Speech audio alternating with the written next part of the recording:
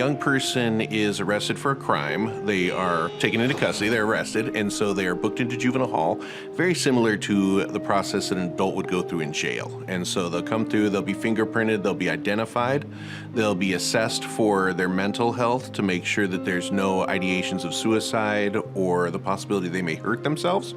And then they'll be assigned a room where they will live until or otherwise they have court. And so in the meantime, while they're attending court and while they're here at the juvenile hall, they attend school if they're of school age. When a student is enrolled in court school, we do a records request, we get their transcripts, and we make sure that we put them in the classes that they need to be ready for graduation. If a student is here only for a few days, then they earn partial credits. If they're here for longer, then they earn full credits, and if they're here long enough, then they graduate high school with us. But rehabilitation is a community event. You have to be, it's almost a team sport. Probation brings things to the table, but RCOE, criminologically, the better you are in your education and the more you follow through, the less likely you are to reoffend. So RCOE is a critical component to the rehabilitation puzzle that we have to keep together. And by widening the scope of what they can see as possibilities, we rebuild the dream. So when they do come here, they get enrolled in school and they do attend every day. And that makes a big difference. So they start to learn, they start to grow. I believe it really helps with their maturity level, working in the classroom. So it's a big part of their overall program here at Indio Juvenile Hall. So when I first got here, I'm gonna be honest with you, school wasn't really for me, and it wasn't really for me on the outs.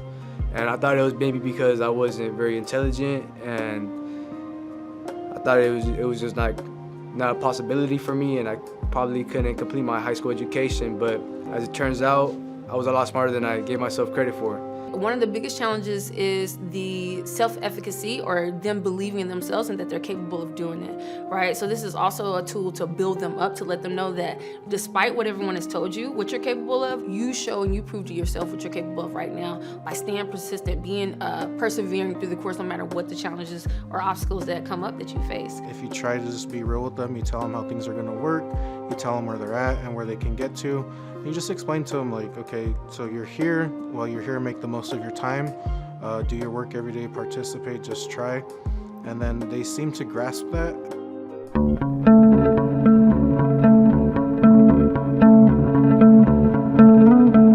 So the pace of the curriculum and the supports that we have in place are very similar to a traditional high school. Students earn 30 credits per semester, and they can earn up to 25 during our summer session because we operate year-round.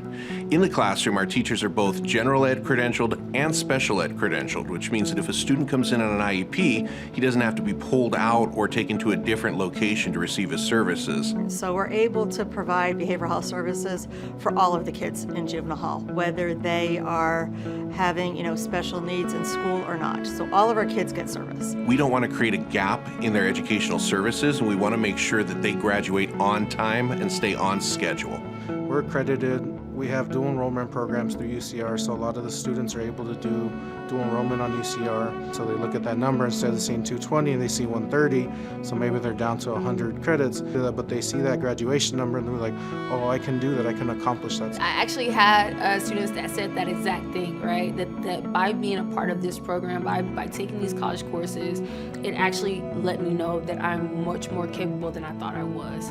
And so upon graduation, their high school diploma is no different than any other in a K-12. And so they can use that to go directly to college or a trade school of their choice, as well as a transition coordinator for all students. So when they're released from juvenile hall, that coordinator works with their K-12 district to make sure that they go back to the school that they're supposed to. Or if they're prepared for graduation, we do a graduation portfolio for every student that prepares their FAFSA, their college applications, and their letters. One student said they had to be locked up to learn math. And so it was very touching for us, where they had a hard time in math while they were going to school out in the community. But while they were in here, they learned to love math. They felt better about themselves because they were starting to learn, and they were starting to feel like they had gained knowledge and that they were smart. I would go to high school, but I never got the help I needed. But thanks to the teachers that were offered here at RCOE, it was crazy because they helped a lot more than most teachers would. Math, I used to always struggle with math when I was out, but thanks to the RCOE teachers and the teacher assistants, they always kept me motivated and going, and they helped me, you know.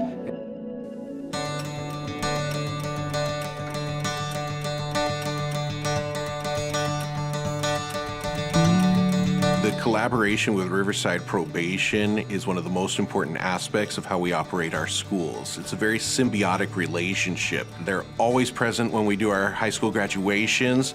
They're always present to be in the classroom and to share a kind word with the students. And so our successes are their successes. It's really an incredible thing to see and to witness. Unfortunately, it does take time. The RCOE staff is incredible. They work individually with a lot of the youth, and it allows them to overcome some of the issues or problems they may have had on the outside and to break through that barrier and to actually graduate instead of just giving up and not attending anymore.